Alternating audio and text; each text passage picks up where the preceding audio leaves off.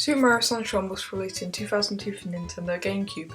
The premise is that a Shadow Mario figure has polluted Mario's vacation island, the Isle Delfino. Because of this, Mario is arrested and told to clean the entire island of his work. While Mario cleans the island, Shadow Mario kidnaps Peach. When going to confront him, it turns out to be the first time we ever see Bowser Jr., and he thinks Peach is his mother. It's also the first time I reviewed a game he is in on my Vidly, Blur and even YouTube channel. After this, Bowser Jr. goes to Corona Mountain and you must get Peach back. Not before the entire island is flooded by a pissed off Shadow Mario just before the final level. I'm getting off track. This was the second 3D Mario game, the first being 1996's Super Mario 64.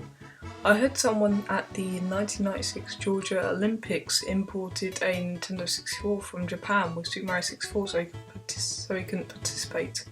The true Nintendo power. Anyway, let's get into the main part of the review. Firstly, the graphics. The graphics are amazing. Even 17 years later, they look nice and smooth. But let's talk more about the area. Yes, the area around you in the game is a part of graphics. At each world, you can see another world you can travel to in the game. From Delfino Plaza, you can see Delfino Airstrip, Bianco Hills, Rico Harbour, Pina Park, and Little of Gelato Beach. Bianco Hills, you can see Delfino Plaza, Rico Harbour, Pina Park, and Pianta Village. Rico Harbour, you can see Bianco Hills, Delfino Plaza, Gelato Beach, and Pina Park. Gelato Beach, you can see Rico Harbour, Delfino Plaza and Pina Park. Pina Park, you can see Delfino Plaza, Rico Harbour, Gelato Beach, Serena Beach and Pianta Village.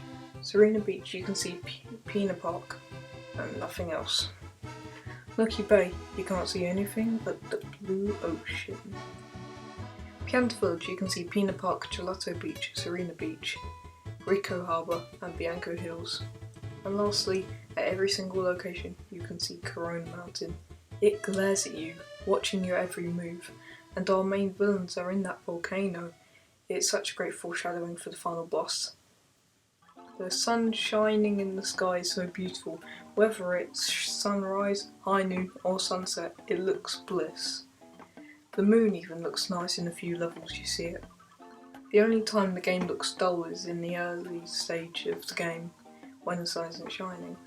It looks depressed, like a depressing dystopia from a classic 1930s film. What's the ugliest graphics that are even great because of the sun. Now that I've sung praises about the graphics, let's talk about the gameplay.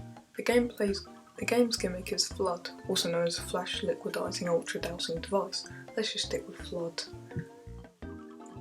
Flood is like this game's Cappy from Super Mario Odyssey, your companion through the game.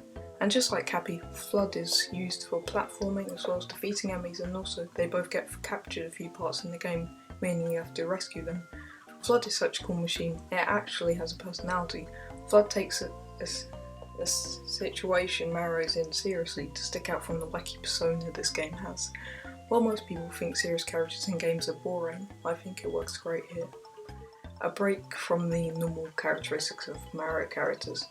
Let's get away from Flood now and let's talk about other things in the game. Let's talk about shines. There are 120 throughout the game. Although 24 of those shines must be purchased from some raccoons with blue coins which are found across the worlds. There are also 100 coin shines where you collect 100 coins and a shine spawns. Now I'm going to get this out of the way. The bonus stages. Throughout Delfino Plaza there are secret locations which you can teleport to bonus areas where shines are often found. These stages can become very hard. The one everyone knows is the pachinko machine. It's slippery and the mechanics of the springs and such don't contrast well with this game, but they're easy to look behind because there are ways to cheat these levels with new speedrun techniques. Going on another topic which kinda has to do with the previous point, the camera also is a little bit jerky at sometimes and can cause problems, but yet again some of the levels have this camera problem can be beaten with much easier new techniques. In fact, when I was a kid, I thought you had to use the hover nozzle to beat the runaway Ferris wheel level in Peen Park. Little did I know the weird construction site under the Ferris wheel was indeed the way to beat the level. I learnt that when I was around 7 years old. A lot of the problems in this game can be countered by using the game's mechanics, even when the game's mechanics are the problem. Due to the counter-attack to certain problems in this game, I give this game a 10 out of 10. While not perfect, it's still my favourite game of all time. The game has charm, and it's not like any other game could have. But there is one thing that I should have mentioned in the graphic section because it is technically a graphic: the voice acting. To be honest, it's not bad. It could be worse. Much, much worse.